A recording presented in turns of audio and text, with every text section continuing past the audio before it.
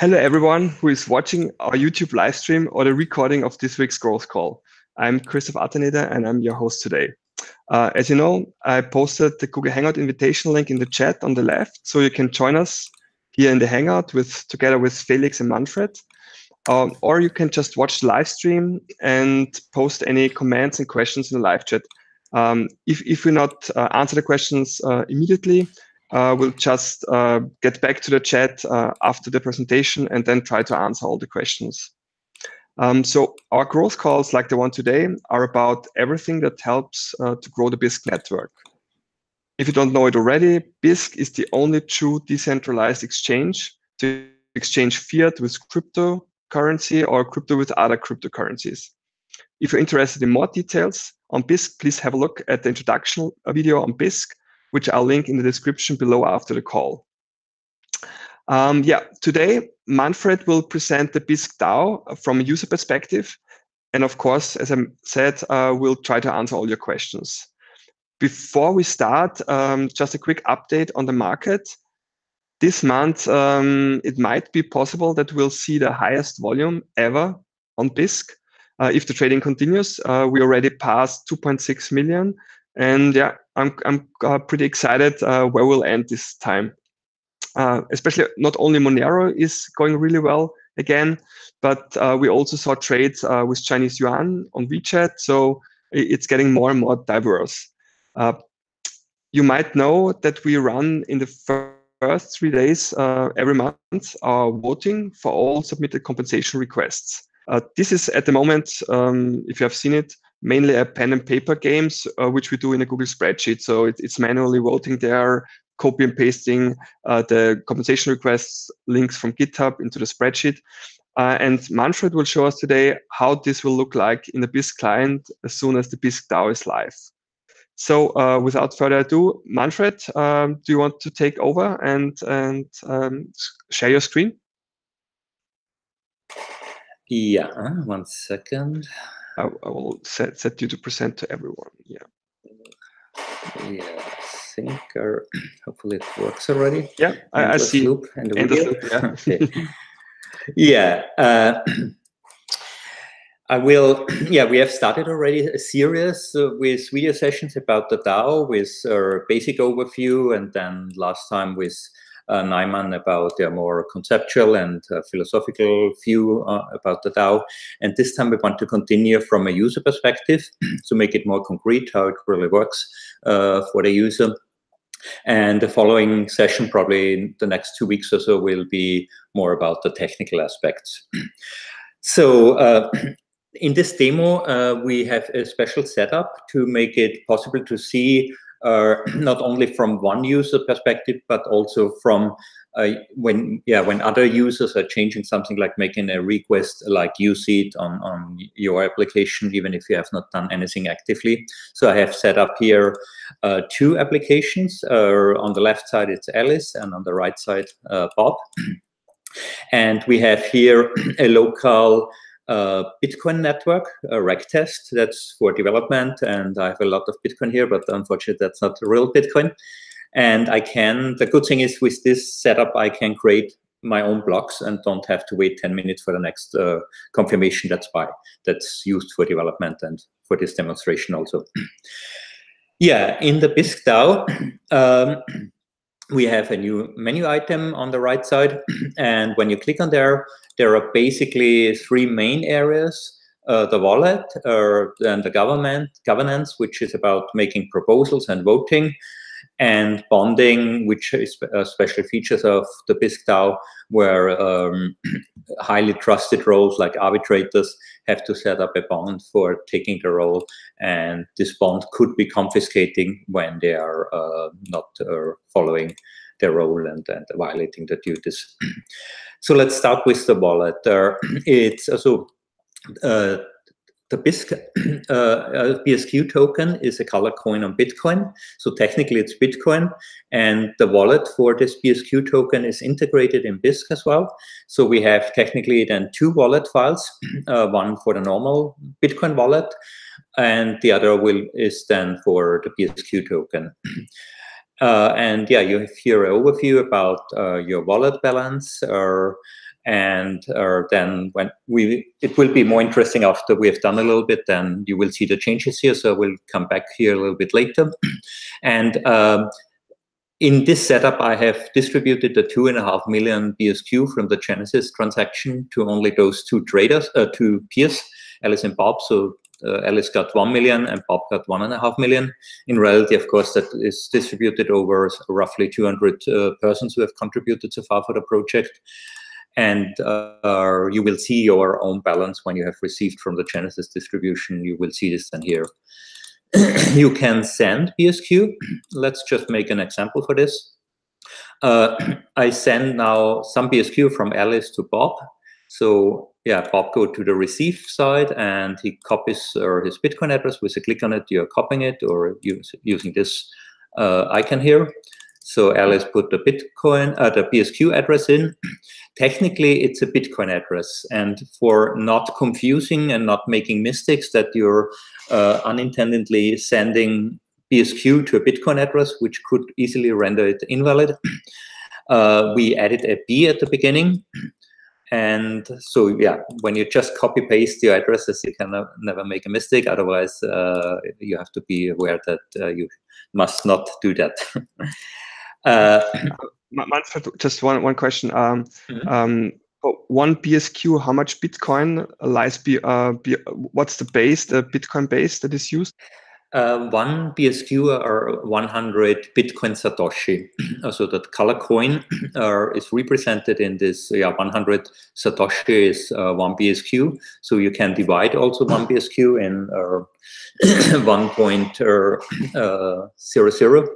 So you can you have BSQ cents is the smallest entity, but you cannot send smaller amounts like 5.46, what we see here, because that's the dust limit, and the Bitcoin network doesn't allow you to send lower amounts, like to make a transaction with a lower amount like 546 Satoshi, which is 5.46 BSQ.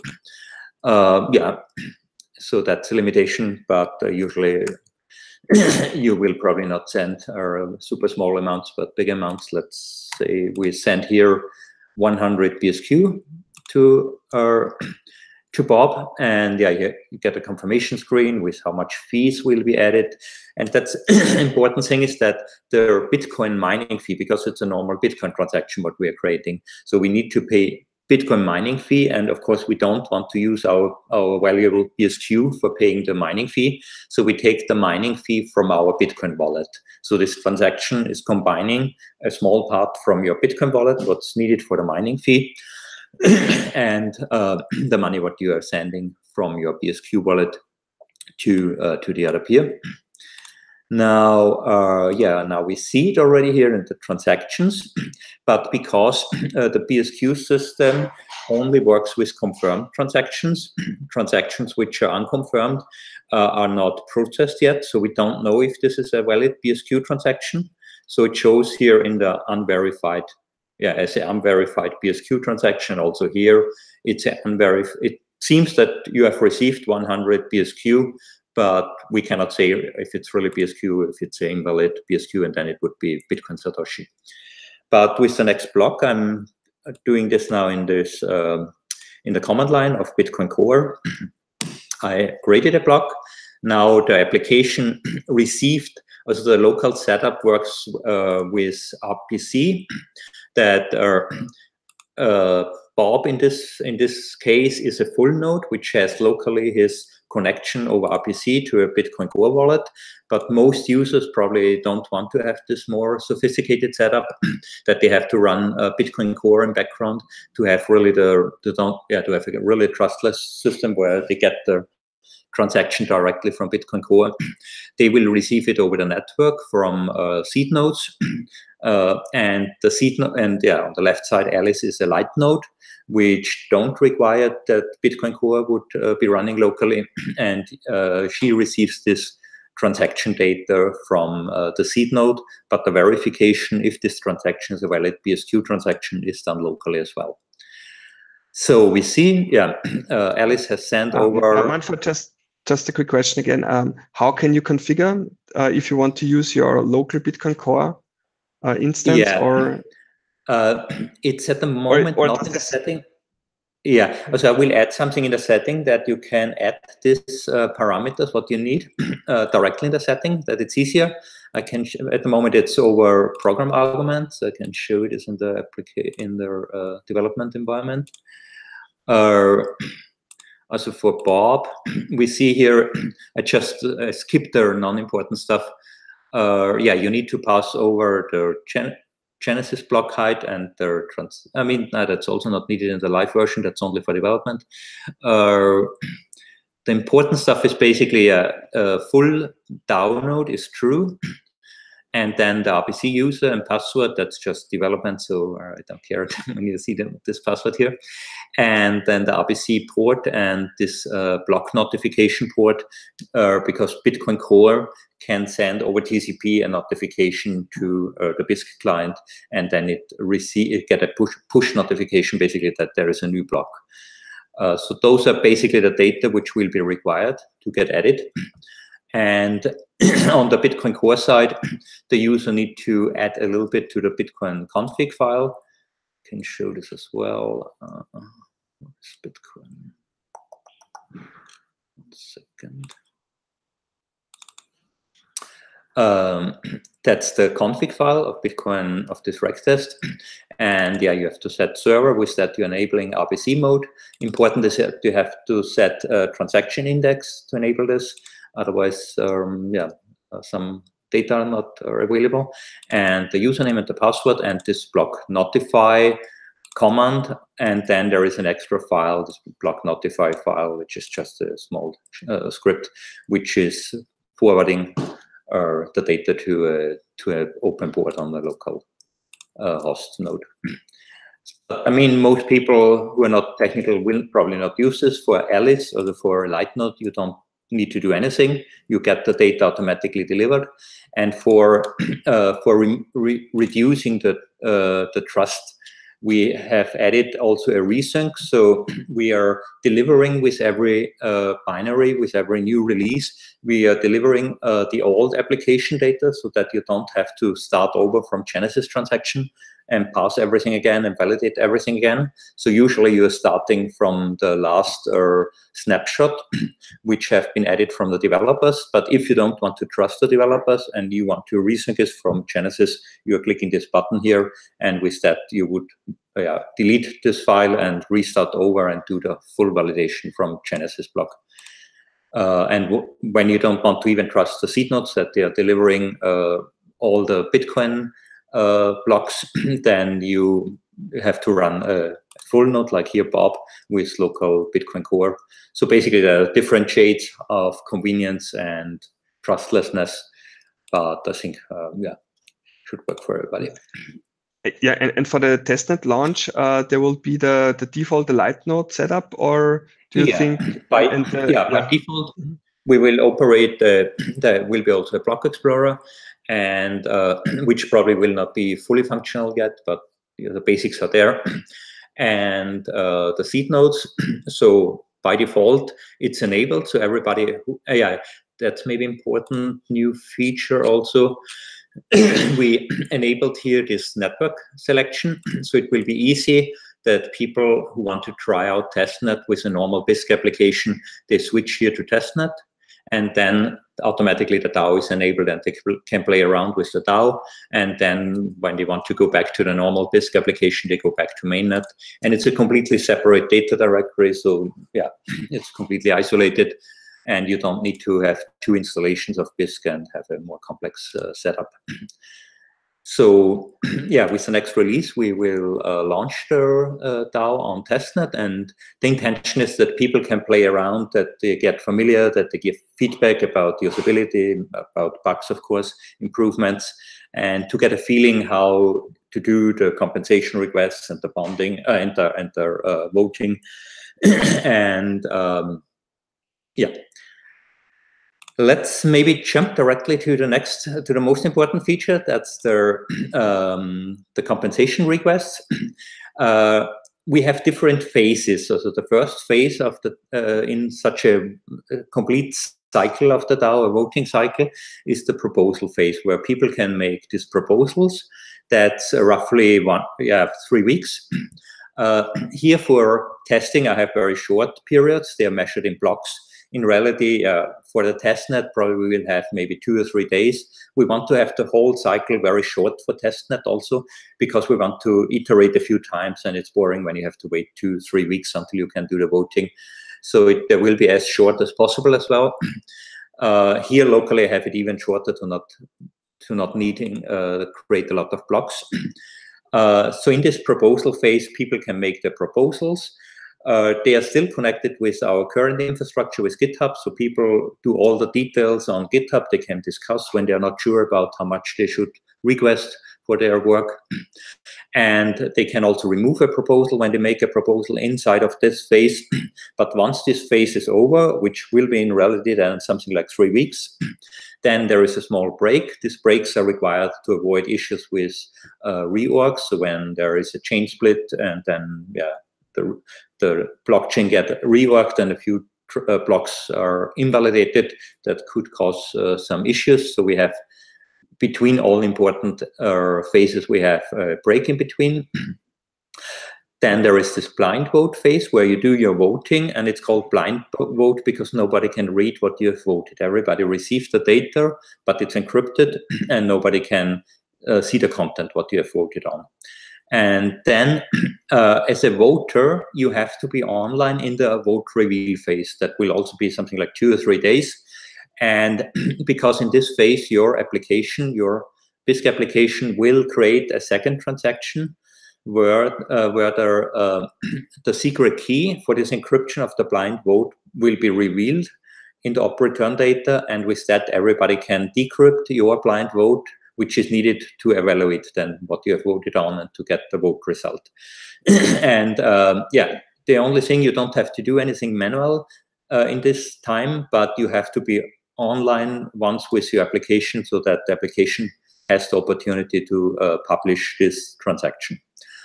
And then Manfred, after this, sorry. And all these different phases of the voting cycle, will we announce the new phases also still on GitHub and or Twitter, or is the only way to know it to start a Bisq client and look at on the bottom of the, you see how long it takes, because it could be that you just miss it as I'm not used to think in blocks, more in days. Yeah, I mean, we have here the display, how long these phases take and when they roughly start. Of course, because we measure everything in blocks, it's estimated with 1 block takes 10 minutes, so they can be different.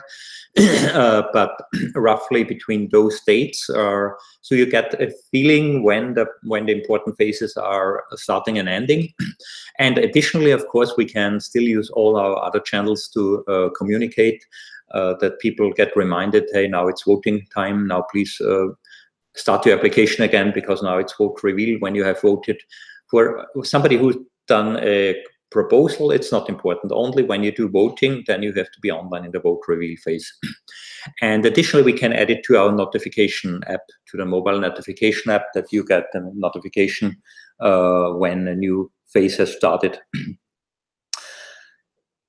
Yeah, and in the result phase, you will see then the whole result of the whole DAO voting, and you will see there which proposals got accepted and which got declined. So let's jump into it and make a proposal. Let's say Alice is maybe Christoph.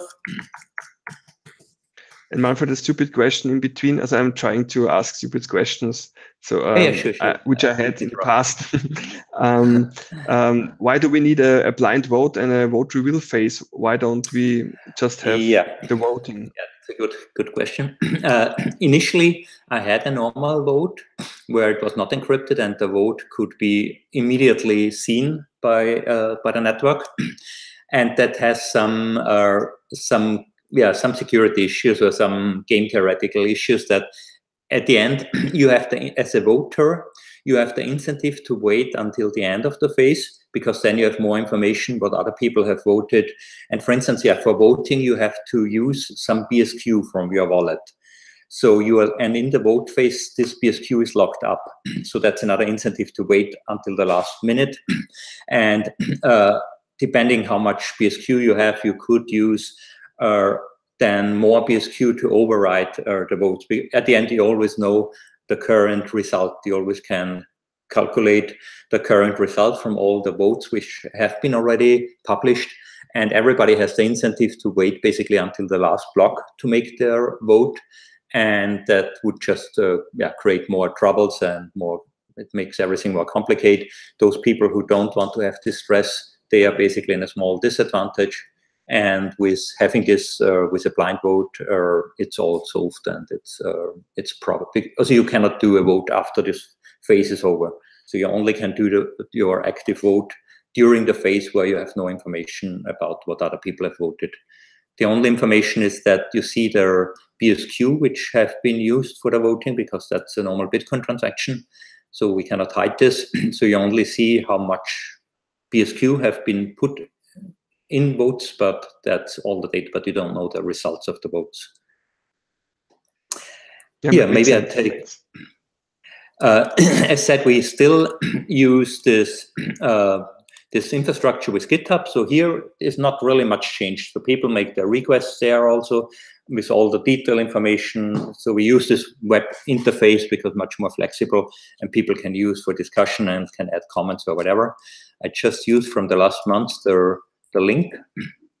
So, and we wanted to avoid to have a lot of complexity here. So it's only basically this link to GitHub where people can read up all the details, and the requested amount will be here. The address probably will be hidden still.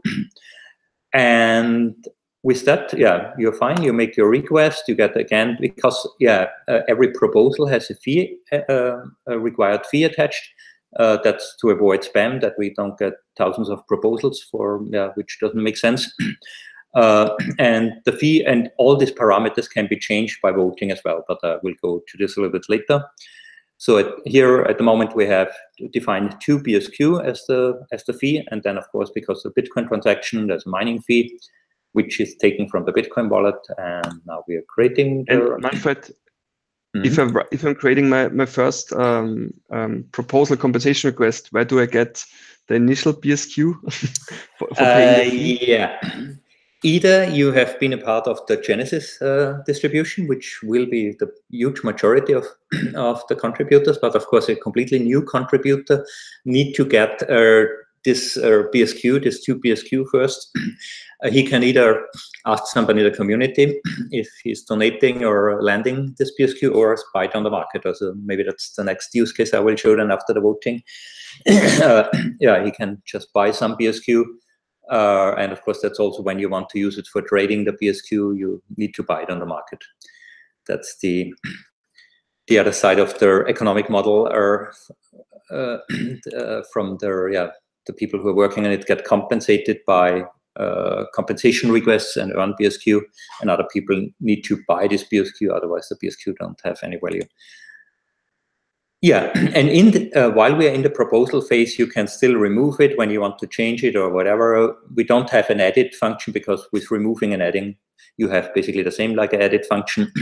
So when you would have changed, for instance, when there was some discussions about the amount and you change the amount to a new number, you remove it and then you add it again. And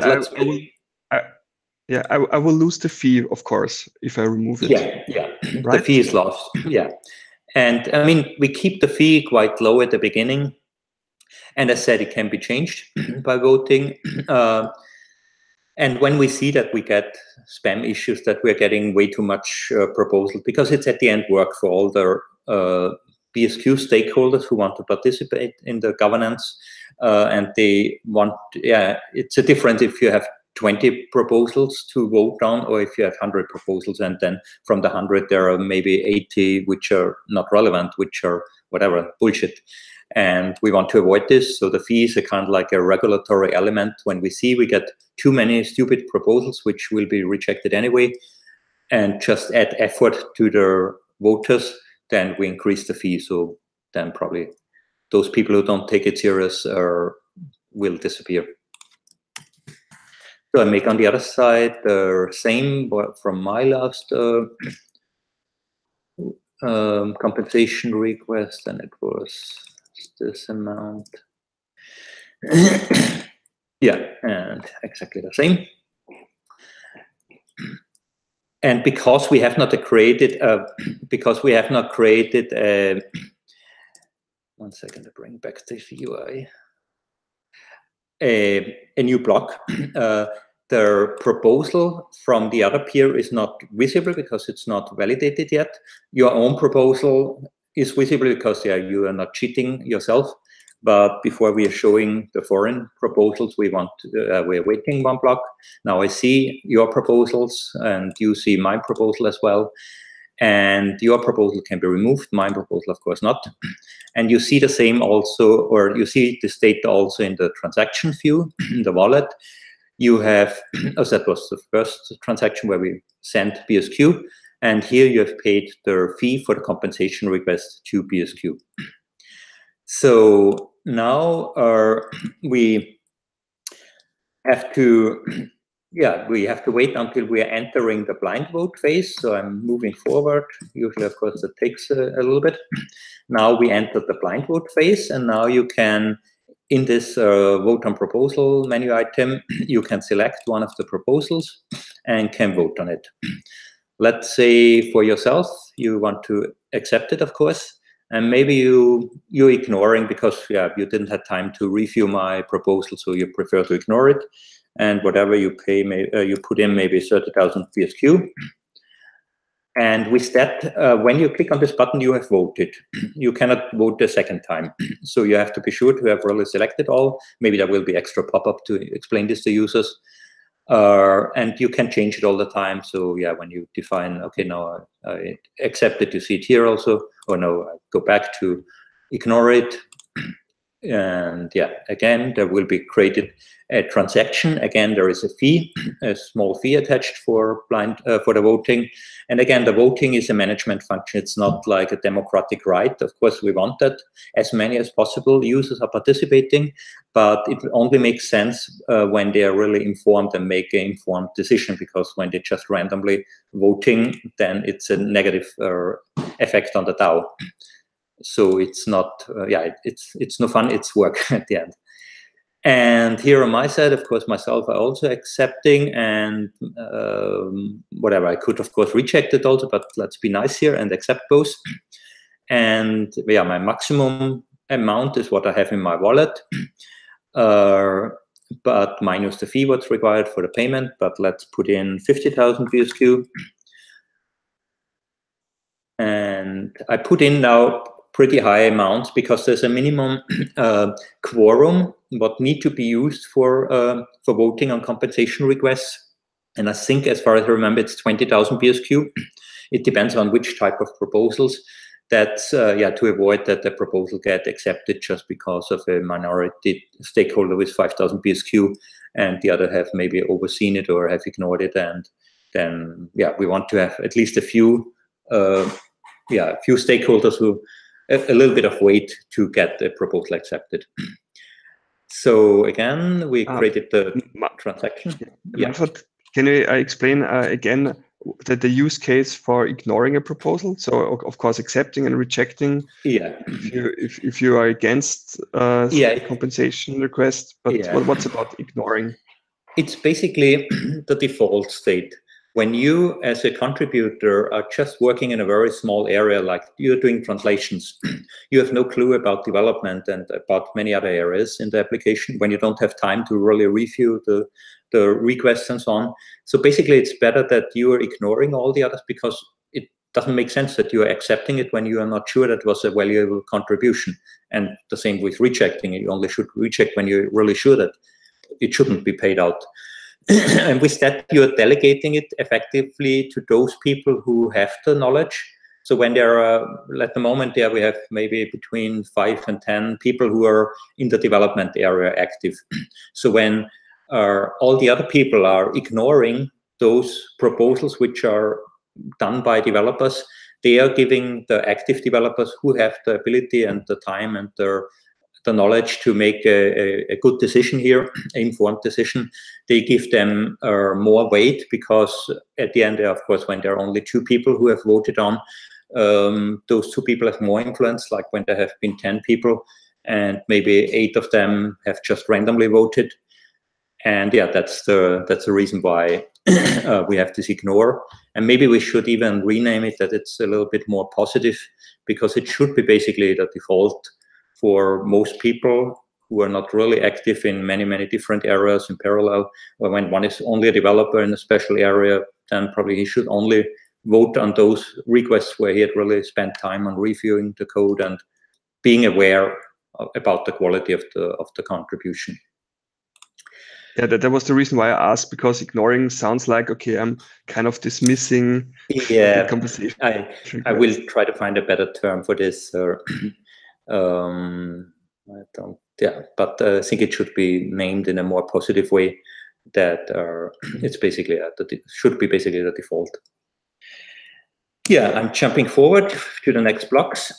We are in the break now, and now we are in the vote reveal phase. So we have created this vote reveal transaction where the encryption key is revealed, because it's the first block in the vote reveal phase. It's unverified. We don't know it yet, but now with the next block, we have evaluated it. It was a vote reveal transaction. The vote reveal transaction doesn't have any fee attached, so it's here 0 change in the balance.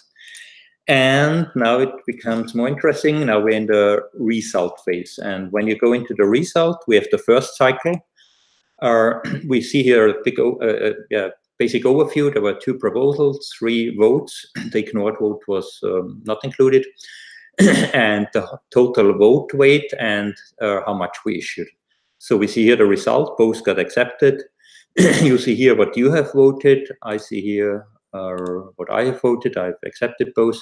And then you see the details. Here it'd be great to find a better UI solution without scrolling. You see here then all the details of these proposals, what you have voted, what was the result. Yeah, we need more than 50%. And we need this quorum more than 20,000 BSQ. We reached 50,000, so it was fine. And then you see how much stake was put in by both voters. And the earned, I will maybe show in the next cycle. That's the meritocratic part. When we start, as I started here from 0 basically, nobody has already earned. So it's the first round where these 2 persons have earned some BSQ. And in the next phase, they can use this earned or automatically use this earned BSQ for voting. So that adds this meritocratic aspect that those people who have worked a lot for the DAO, they have more voting influence. So when we go to the next cycle now. Okay, just one question, Manfred. So the voting results which you showed, on the bottom where you see the stake that was voted, there's also the transaction ID. So if I want to find out who voted what, I can look in the Block Explorer and see from which address it was sent. Yeah, the privacy, the on-chain privacy is not very strong. When you, those users who want to be really anonymous, with the DAO, they probably should create for each proposal what they're doing,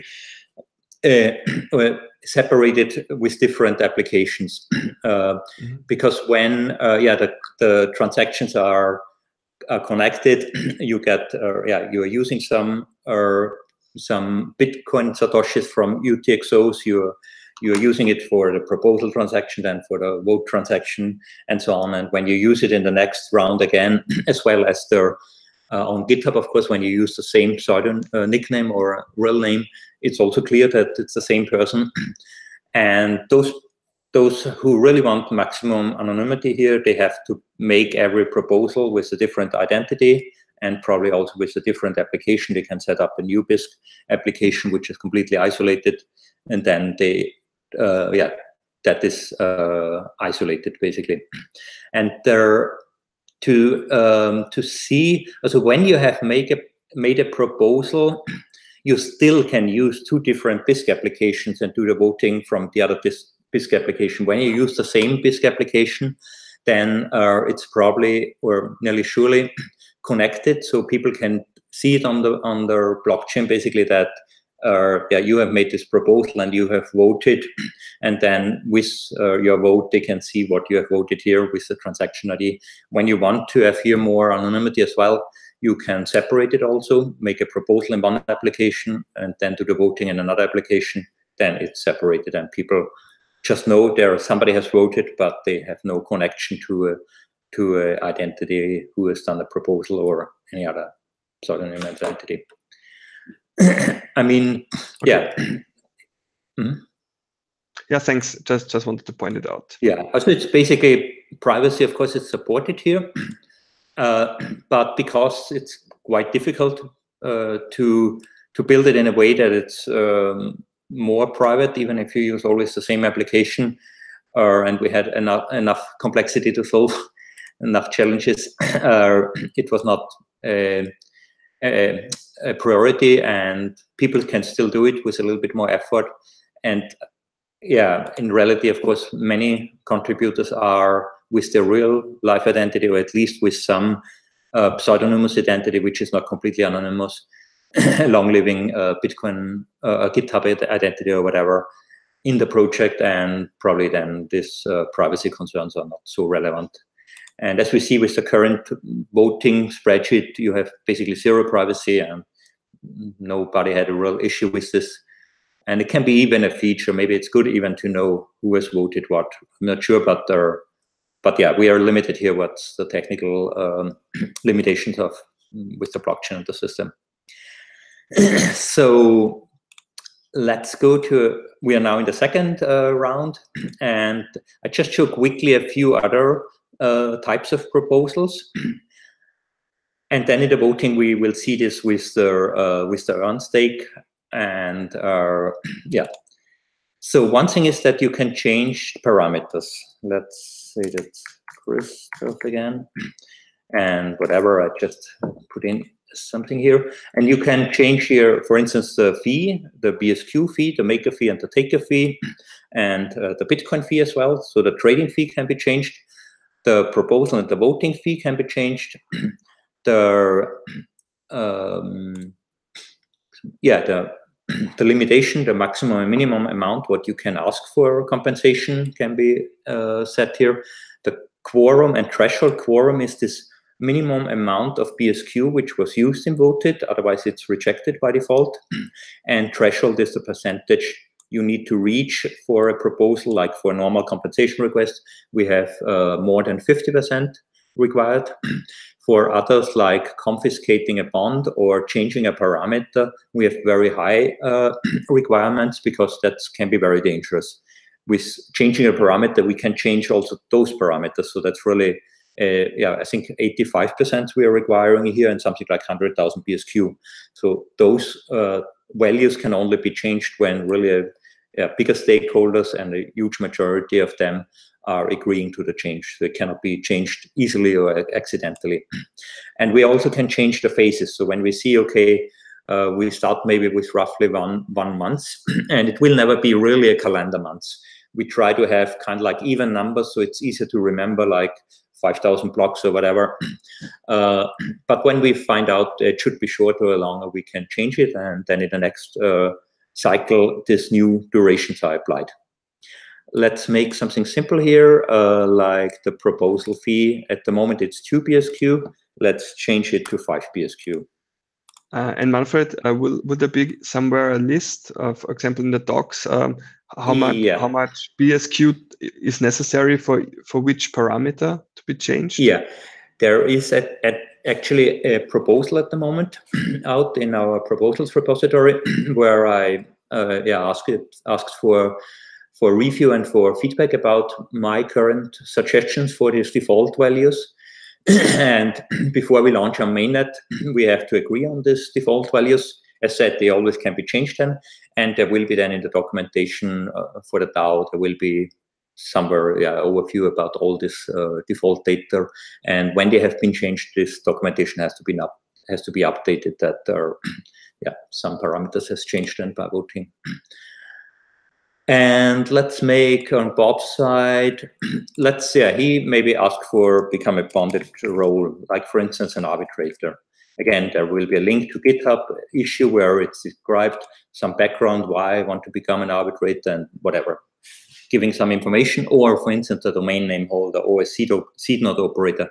So all these roles I have not added more at the moment, but there will be something like 20 different roles in the Bisq DAO. All these roles which cannot be decentralized in a meaningful way, like the domain name, we cannot give multi-access. I mean, the infrastructure is not there for some stuff, and then even there would be a group of key holders, and it, we cannot really decentralize this, but we can at least secure it that when this person is creating damage for the Bisq DAO by abusing this role, then the bond which was attached to this role get confiscated. So the role only will become active and valid when the role owner has been voted okay, and then he has to pay or lock in the BSQ bond, and only then the role is active. So like when I want to become an arbitrator, first have to ask the community that they vote okay for me to become an arbitrator. Then I have to lock in this amount which is required for becoming an arbitrator, and only when I have logged in this after the next confirmation, I have then the arbitrator role. So let's make this, and maybe let's make confiscate a bond. I cannot show now because we have not set up a bond yet, or a role that I can show in the next round. But there will be something like a generic proposal where, again, there will be a link to the GitHub issue, and there is the description. It can be anything. It's free text. So people can say Bisq should integrate Lightning, and then when they get voted okay, then it's basically a strong signal to the developers that they should put a higher priority on this, but nothing. It has no direct effect. All the other stuff has direct effect. It's basically smart contracts which are executing some results which are in the system, triggering something in the system. So let's make here another one, the generic, and here the last show that's remove an altcoin. So we want to have a better system. We get too many altcoins. Most of the altcoins are never traded. Some are quite scammy, in my opinion.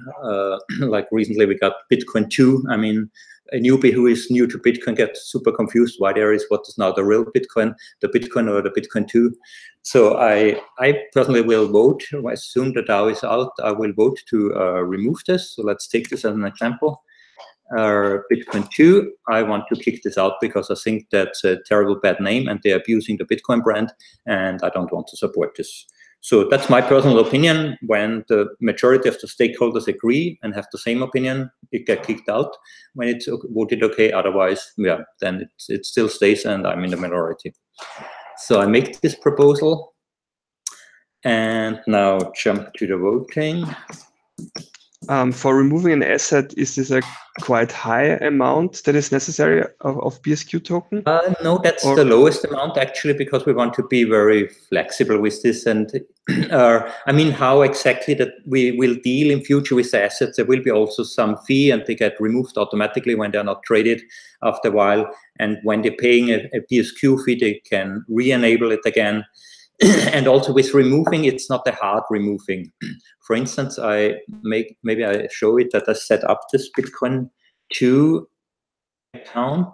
So some users, probably I cannot add it because I don't know a valid address, and maybe it's even the same address like a Bitcoin address. I just try something. I can set up no, they have this different address. So but when some users would have already set up an account with this token which get removed later, it will not have any effect on them, and they can still make a offer or trade. So when there are trades or offer open, they will not get removed. The only thing what get removed is that you will not see it when you search then here. When it gets accepted and get removed, you cannot select it, and you cannot create an account for this altcoin anymore.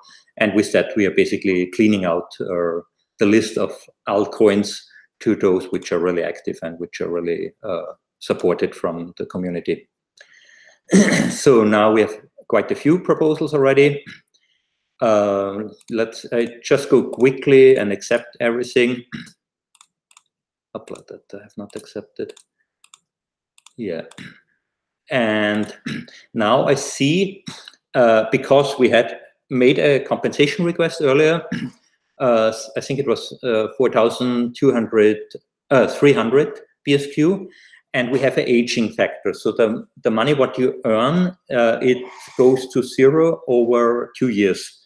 So this BSQ what you have earned now, or in the last round, will not be added to the stake, to the voting weight in 2 years. So every issuance fades out over a period of 2 years in a linear function. That's why, because we have already passed some blocks, that's why this amount is lower, like it was from your issuance amount.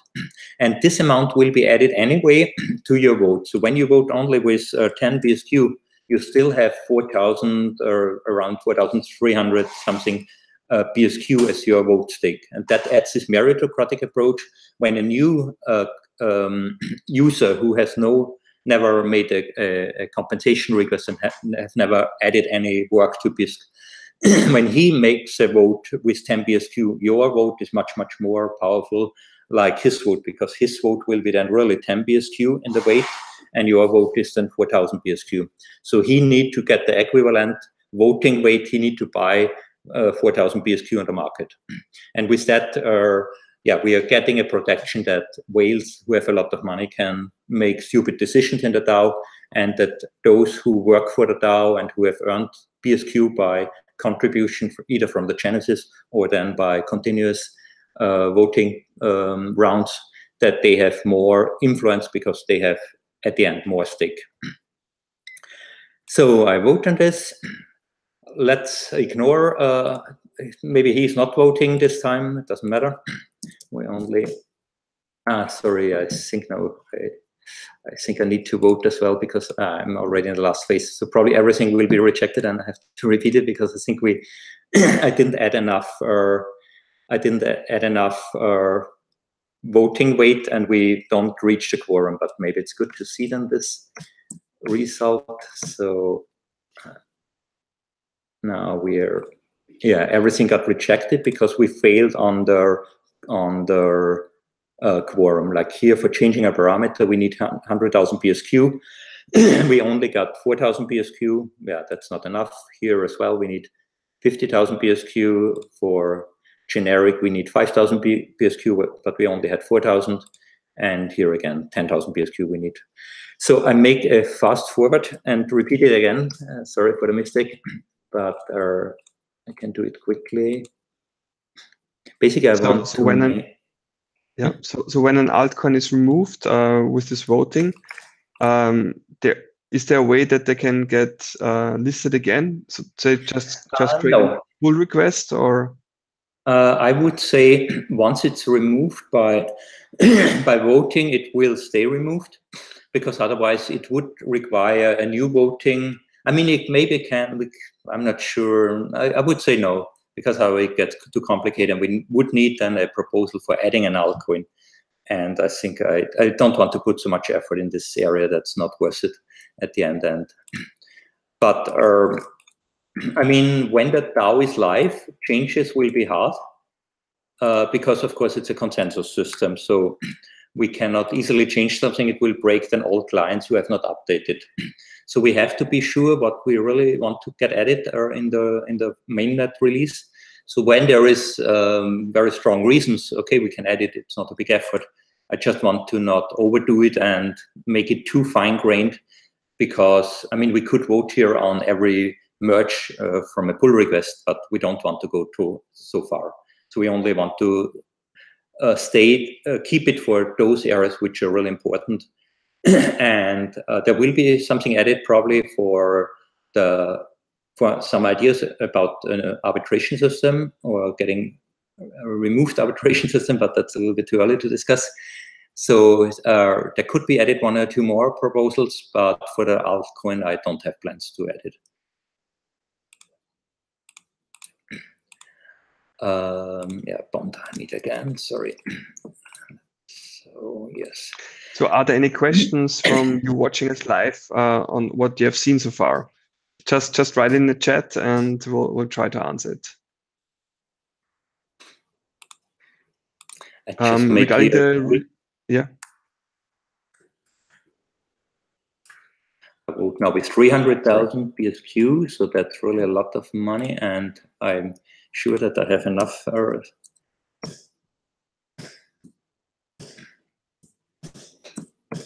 Yeah, there's a good question by Peter. When the Bisq DAO is launched, what happens with the Bitcoin trading fees? Because there will be the possibility to pay the fees either in Bitcoin or with BSQ token. The BSQ token will get burned, but the Bitcoin... Yeah, so it will still be possible to pay the trading fee in Bitcoin, so we don't force people to use BSQ, and it would not work because you only can buy BSQ over Bisq, and for doing a trade, you need first BSQ, so that would be a chicken egg problem, and also it should be an optional feature. And the trading fee will still go to the arbitrators when it's paid in Bitcoin and when it's paid in BSQ. And the incentive that we try to get people to use BSQ is that they get a huge discount. So they will get 90% cheaper fee when they use BSQ, like when they would use Bitcoin.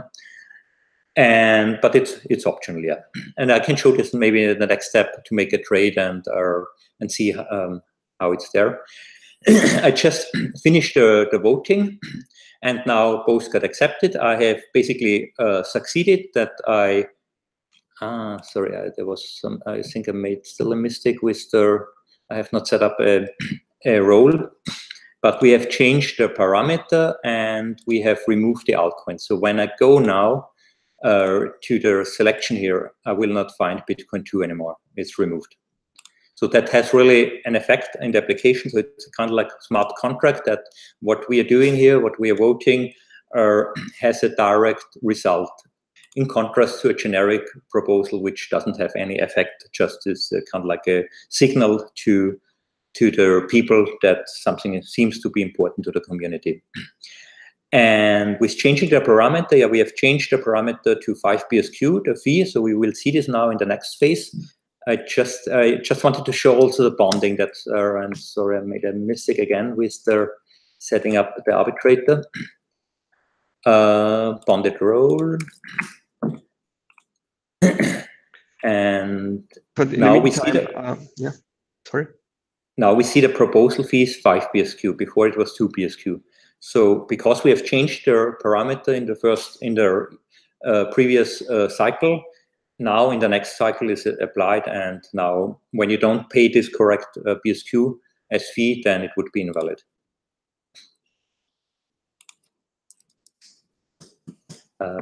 Sorry, Christoph, you wanted to say something more? Yeah, I just wanted to ask, in the meantime, regarding the release date of the testnet version of the Bisq DAO. So it will be part of the 0.90 release.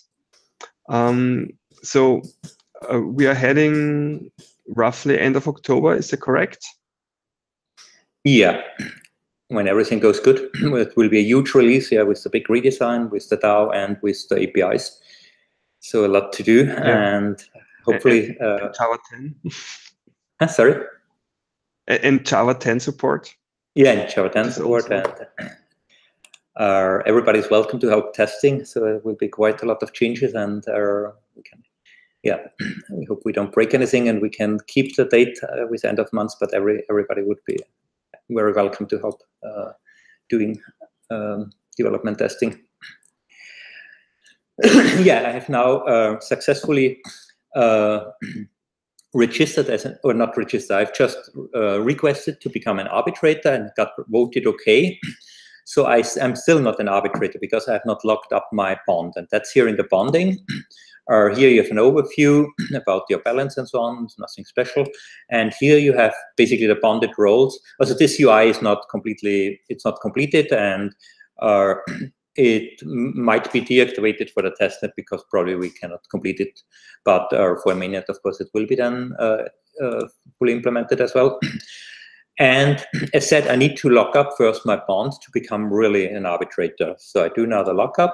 It's 100,000 BSQ. That's quite a lot of time. And the lockup time, that's for developing short blocks in relative will be something like 2 or 3 months, probably 3 months. So, and that means when you are locking up BSQ, you are creating a Bitcoin transaction where you have a special flag in the op return which marks this transaction as a lockup transaction, and you cannot spend these funds anymore. Nobody would accept it. And the only way that you are spending this is by making an unlock transaction, which is another special transaction type. And this transaction has a lock time, and you still cannot spend the funds from the unlock transaction until this lock time has passed. So when there are 1,000 blocks, the lock time, then you only can use these funds again after 1,000 blocks, and then you can sell it to some other users or whatever. Before this 1,000 blocks, it's still in the unlocking phase, and it's still possible to confiscate. And that's the reason why we have this lock time. When an arbitrator doing a scam, then anybody can make a request for confiscating the bond of an arbitrator when it's very clear, and of course it needs really a very high percentage and quorum, also something like 85%. But when it's completely clear, yeah, he was a scammer and we should burn his 100,000 BSQ, then it can be confiscated by the DAO, and then this transaction output, which he couldn't spend it because nobody would have accepted it. Then this is basically marked as invalid and burned, and he has lost 100,000 BSQ. And that adds then the game theoretical pressure that those people who are having a trusted role, that they are behaving correctly, because otherwise they risk that their community, the BSQ stakeholders, have the power to destroy this bond. And because the lock time is required, because an arbitrator could revoke as an arbitrator, and then the next time he do the scam. And to have enough time for making the decision and for the voting and everything, yeah, there will be quite a long lock time.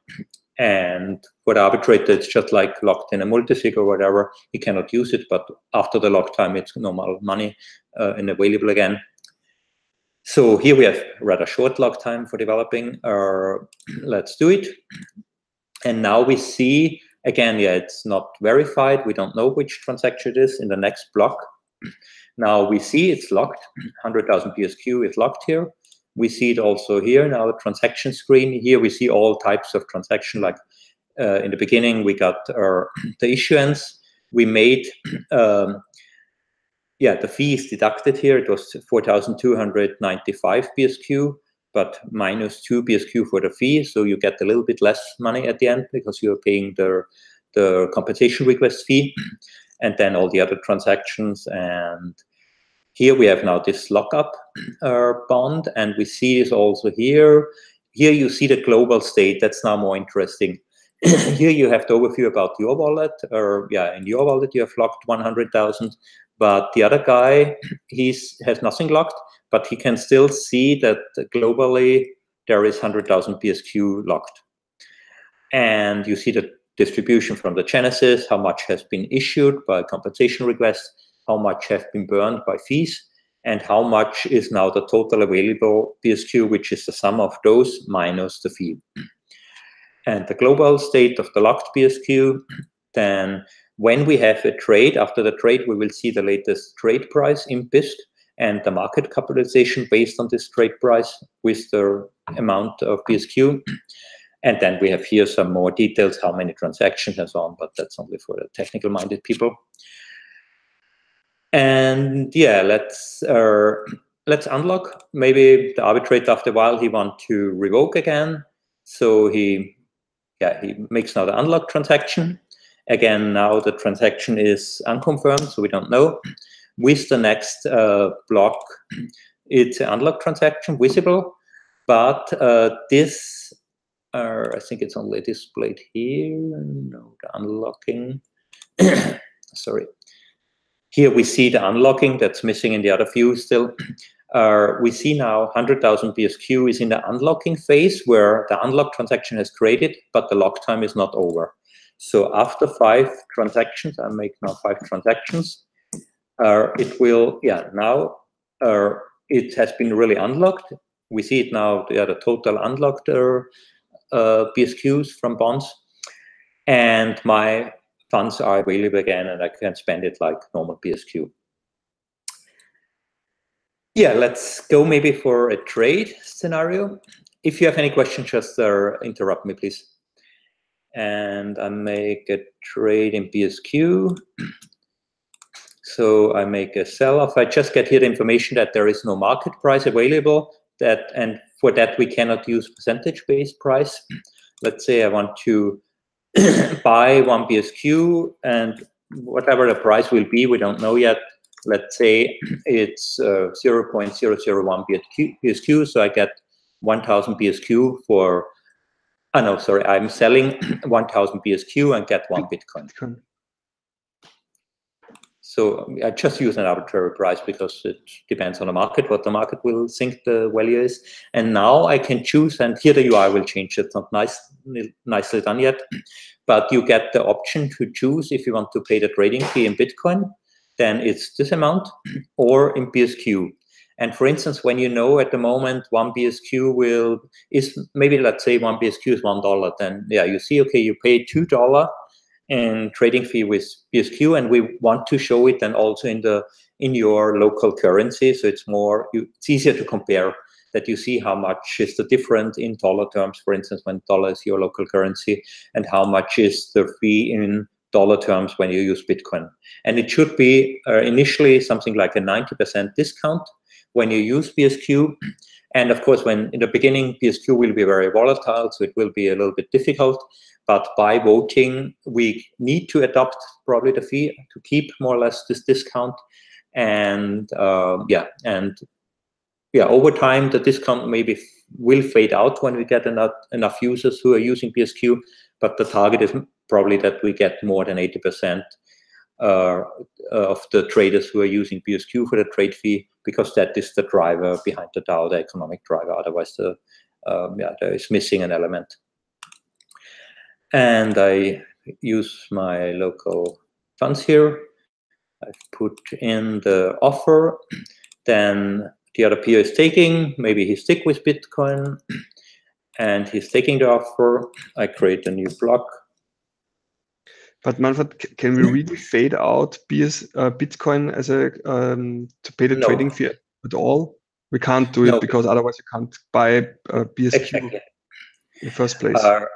Yeah, at least for the midterm, not. Maybe there are some plans for having an off-chain trade protocol, which will be based on BSQ.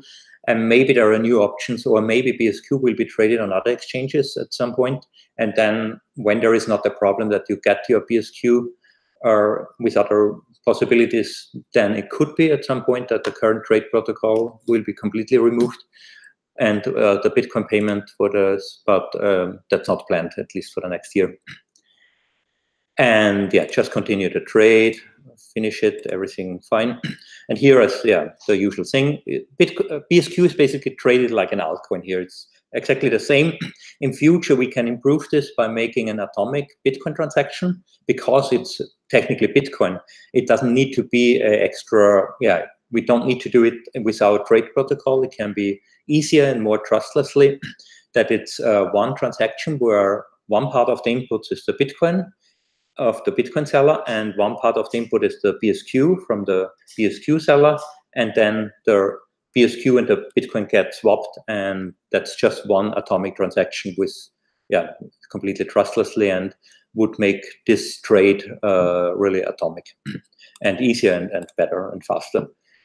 but that's more effort to implement, so that's why we are not doing it initially, but over time we will add this. And now we see here, yeah, Alice has spent 2 BSQ on trading fee. Bob has not used it for trading fees, so he will not see this here. He will see it just normally in his Bitcoin wallet. And here in the Bitcoin wallet, there will be also for the BSQ transaction, the mining fee. Every time when you make a BSQ transaction, you need to spend some mining fee from Bitcoin wallet. So you will see this here as well. And now, because there has been a trade in their trade statistic, we see now a BSQ trade and the price. We see now, the latest price, and derived from the latest price, we can calculate the market capitalization. Of course, they can jump around when over time, maybe we make an average of the latest, that's not the latest single price, that's maybe the average price of a certain volume or a certain number of trades. But yeah, at the moment, it's just taking the latest price and then deriving the market capitalization, which will be 60 million in this case. So that would be more like $1. But of course, that's up to the traders to find the right price for BSQ. And I think we are nearly done. There are a few features in development, which I don't want to get in details, but I think I've not forgotten anything important, or no. Do you have more questions? Is it more or less clear? What's your feedback? Is it easy to understand? I mean, there will be probably added some information, like here, information display, that it gets a little bit more background, or some pop-ups, first user experience pop-up, where you get more background, why there are 2 phases, for instance, for voting or such stuff. But regarding questions, so if you're not watching this live, you're watching the recording of this call, just ask the question in the comments below, and we try to answer them as soon as possible. Or you can, of course, also just get in touch with us on Slack, where we are quite active. So yeah, from my side, thanks, Manfred. It was really interesting. And I guess it was lots of work. I think you worked quite a long time. What we see now, and yeah, I'm quite. Just a second, we have a question from Rudy. Since BSQ is essentially a colored coin, is it safe to say that mining fees for BSQ are equivalent to Bitcoin? The mining fee is paid in Bitcoin. So the mining fee, that's very important, that we are not taking the mining fee from BSQ, and the burned BSQ, like for paying the trading fee, that is given to the miners as Satoshi. So you're paying a little bit less mining fee. So we are not destroying any Bitcoin Satoshi. We are just uncoloring some BSQ and giving it then to the miners as Bitcoin Satoshi. And the mining fees are Bitcoin Satoshi. Or maybe I misunderstood the question.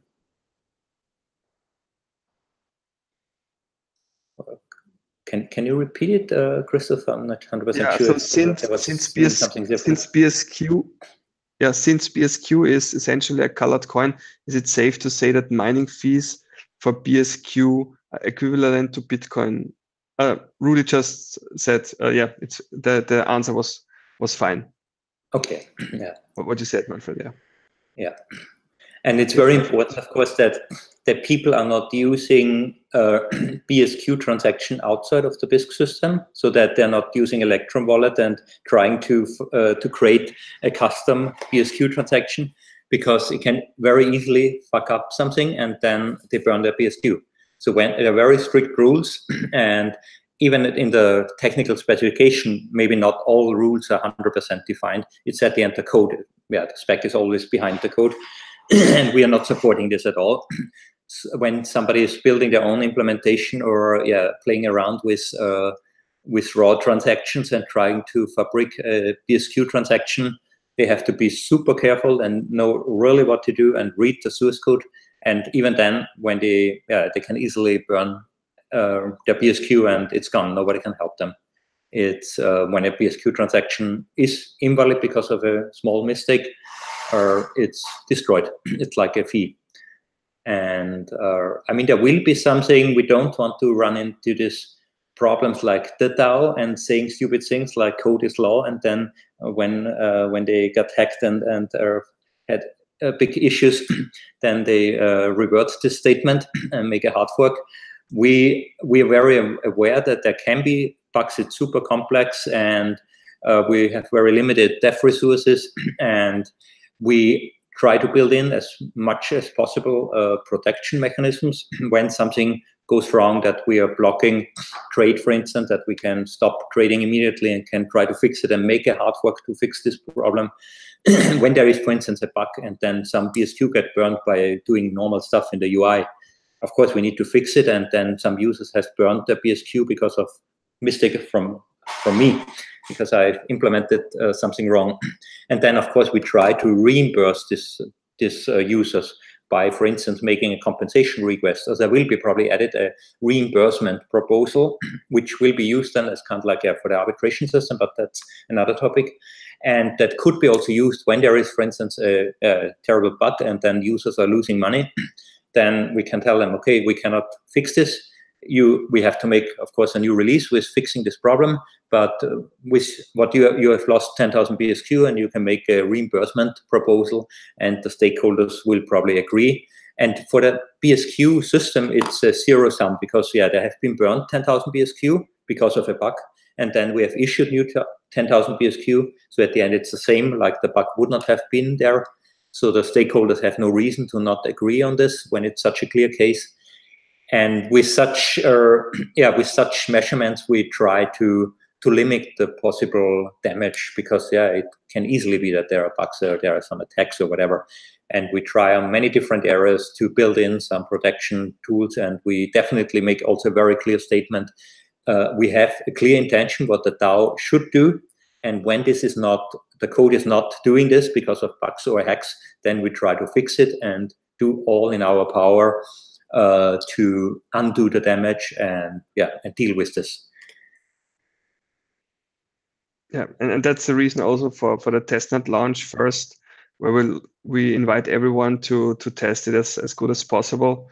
So it is already tested just by developers, but of course, you find minor bugs in the wild more easily than on testnet than doing it on reg test, where the timing is different. And it's very important to get feedback from usability. I mean, we don't have super high requirements with usability. It's not for completely newbies.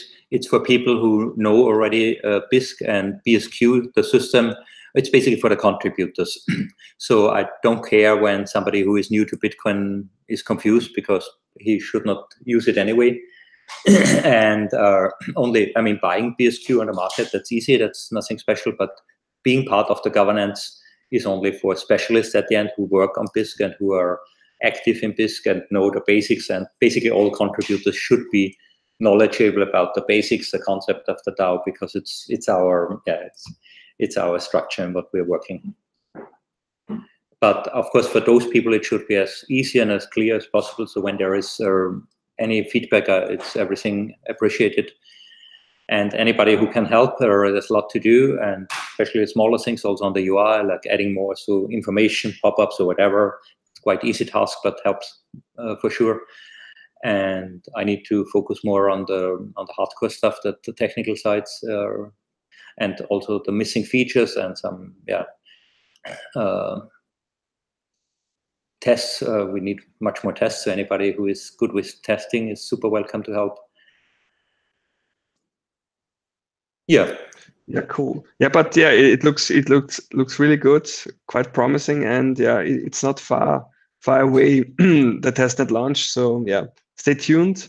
And if you want to support us, as Manfred said, just write us up on Slack or write a comment, and we'll try to get you on speed as quickly as possible. If there are any more. Okay, there's another question. Just a second, from Gus. Okay, yeah, Gus is very excited. We are as well. So if there aren't any more questions, I just want to thank you once again, Manfred, for presenting the user interface. I will stop the presenting mode. Thanks for doing the presentation of the user interface and the use cases. And you said the next presentation on the DAO will be more on the technical level, right? Yeah, probably next week. I think we probably make a normal growth call with more on focus on the market stuff, and maybe in 2 weeks I'll make a technical presentation, which is more intended for developers to really go into the details, how transactions work and the peer-to-peer network part and so on. And there will be probably another call DAO related, or probably also next week with Max, with whom I had on his podcast show a few weeks ago.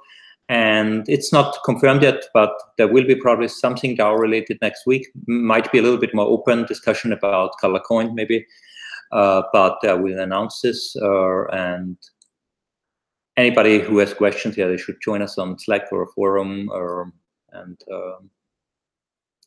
happy to give more information if there are any. Yeah, perfect. Yeah, okay, then I'm wrapping it up. Thanks for watching again, and see you soon, latest next week.